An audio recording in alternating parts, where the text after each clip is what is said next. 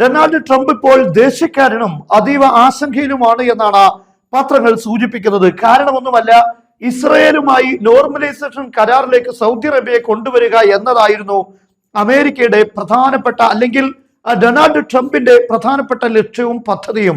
എന്നാൽ അത് നടക്കാൻ പോകുന്നില്ല എന്നതാണ് ഇപ്പോഴുണ്ടാകുന്ന സൂചന.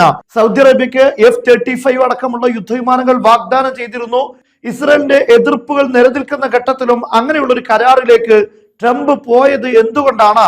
മാത്രമല്ല, പത്രക്കാർ ഈ ചോദ്യം ഉന്നയിക്കുമ്പോൾ ട്രംപ് പറഞ്ഞ മറുപടി നെതന്യാഹുവിനെ കാര്യങ്ങളൊക്കെ അറിയുമെന്നാണ്. അതായത്, ഞാൻ ഇതുകൊണ്ടൊക്കെ ലക്ഷ്യമാക്കുന്നത് ഇസ്രയേലിന്റെ സുരക്ഷിതത്വവും മേധാവിത്വവുമാണ് എന്ന് ഇസ്രയേൽ പ്രധാനമന്ത്രി നെതന്യാഹുവിന് അറിയാമെന്നായിരിക്കും ഇതിലൂടെ സൂചിപ്പിച്ചിരിക്കുന്നത്. കാരണമൊന്നുമല്ല, സൗദി കിരീടാവകാശി പറഞ്ഞു, cannot move forward with normalizing ties with Israel due to domestic opposition in Saudi Arabia. Saudi അറേബ്യയിൽ നിന്നുള്ള ആഭ്യന്തര എതിർപ്പുകൾ കാരണം ഈ കരാറുമായി മുന്നോട്ട് പോകാൻ കഴിയില്ല എന്നാണ് സൗദി രാജകുമാരൻ അറിയിച്ചിരിക്കുന്നത്. ഇതാണ് ട്രംപിനെ ആശങ്കപ്പെടുത്താനുള്ള കാരണം. സൗദിയിലെ രാജാക്കന്മാർക്ക് അങ്ങനെ ആഗ്രഹമുണ്ടെങ്കിൽ പോലും പെട്ടെന്നത് നടത്താൻ കഴിയില്ല. ആഭ്യന്തരമായി അതിനോട് സപ്പോർട്ടില്ല എന്ന് മാത്രമല്ല, ലോകത്തെ മുസ്ലിങ്ങളുടെ എല്ലാം പ്രധാനപ്പെട്ട കേന്ദ്രങ്ങളാകുന്ന മക്കയും മദീനയും നിലനിൽക്കുന്നത് സൗദി അറേബ്യയിലാണ്.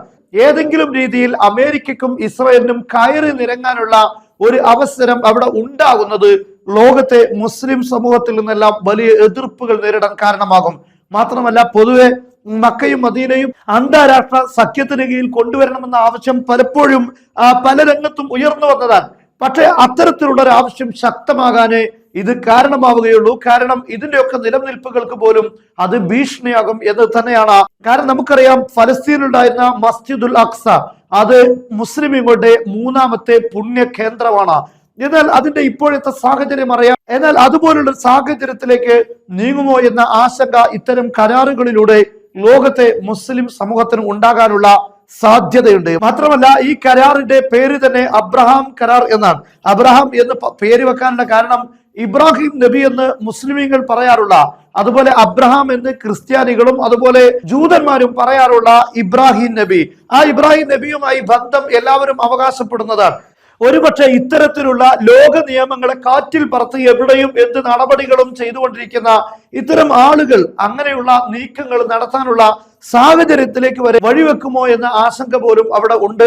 അതുകൊണ്ട് തന്നെ ലോകത്തെ മുസ്ലിമുകളുടെ എതിർപ്പ് കാരണം ഒരു കാരണവശാലും അത്തരത്തിലുള്ള നീക്കങ്ങളിലേക്ക് കടക്കാൻ സൗദി അറേബ്യക്ക് കഴിയില്ല. അത് വലിയ രൂപത്തിലുള്ള പ്രതിഷേധത്തിന് കാരണമാകും. അതുകൊണ്ട് തന്നെയാണ് ഫലസ്തീൻ 67 അതിർത്തി പ്രകാരം രണ്ടായി വിഭജിച്ചെങ്കിൽ മാത്രമല്ല അവിടെ സൗദി അറേബ്യ അടിവരയിടുന്ന കാര്യമാണ് ഫലസ്തീന്റെ തലസ്ഥാനമായി ഖുദ്സ്, അതായത് ബൈത്തുൽ മുഖദ്ദസ് നിൽക്കുന്ന ഭാഗം വരണമെന്നാണ്. അതായത് അത് മുസ്ലിമീങ്ങളുടെ അധികാരത്തിൽ തന്നെ വരണമെന്നുള്ളതാണ്.